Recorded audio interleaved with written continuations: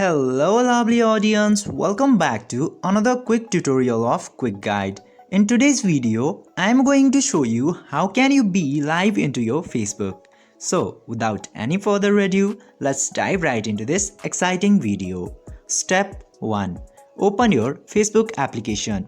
Firstly, you just simply have to open your Facebook application, and after opening the application, you can see this what's on your mind in here. Just simply tap into that.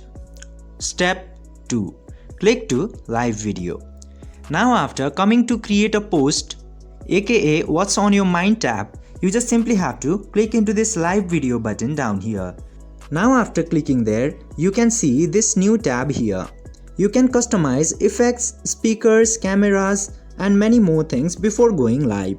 And after managing all those things, you just simply have to click into this blue Go Live button to go live from your Facebook account.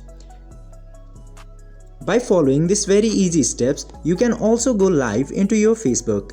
I hope this video was helpful for you. If yes, don't forget to like and share this video and subscribe to the channel to never miss another future update from the channel. Thank you for watching.